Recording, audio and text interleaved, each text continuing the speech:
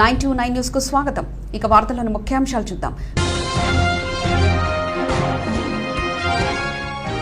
రజకులను SC జాబితాలోకి చేర్చాలని demand చేస్తూ మొగ్గ అనిల్ కుమార్ రజక ఆధ్వర్యంలో తెలంగాణ అసెంబ్లీ ముట్టడి.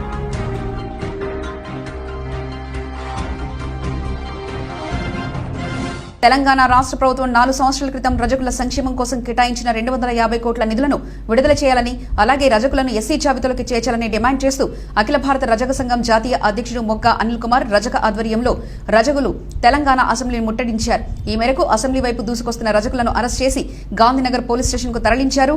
మొగ్గ అనిల్ కుమార్ మాట్లాడుతూ రజకులకు కేటాయించిన 250 కోట్ల నిధులను వెంటనే విడుదల చేసి రజకులను ఎస్సీ జాబితాలోకి చేరుస్తామని అసెంబ్లీలో తీర్మానం చేసి కేంద్ర ప్రభుత్వానికి నివేదిక పంపాలని డిమాండ్ చేశారు.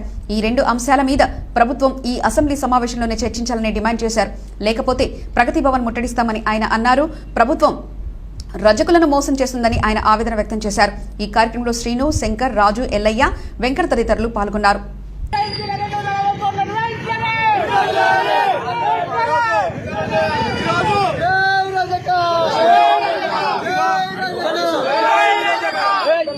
ఈరోజు కేసీఆర్ గారి ప్రభుత్వం మొండి వైఖరి వహిస్తూ 4 సంవత్సరాల కింద రజకుల సంక్షేమం కోసం కేటాయించినటువంటి 450 కోట్లు ఇస్తున్నామని చెప్పేసి కల్లబొల్లి మాటలు చెప్పి అధికారంలోకి వచ్చిన ఈ సగాకోర్ కేసీఆర్ గారు ఈ రోజు రజకులను మోసం చేస్తూ ఈ రోజు మమ్మల్ని మభ్య పెడుతూ మాకు మోసం చేస్తున్నాడు.